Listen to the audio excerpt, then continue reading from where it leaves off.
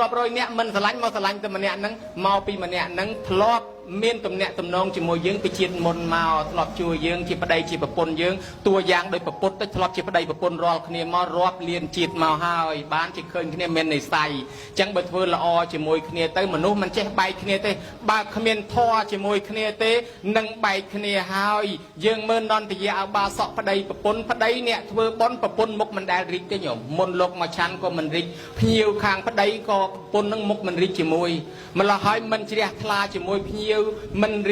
រីករាយជាមួយភ្ញៀវជាមួយមិត្តភ័ក្តិខាងប្តីម្ល៉េះហើយបែកគ្នាប្តីសពថ្ងៃទៅនៅឋានសួគ៌ទៅហើយប្រពន្ធទៅនៅនរកបាត់ទៅប្តីនឹងទៅមានប្រពន្ធផ្សេងទៀតដែលមានចិត្តដូចគ្នា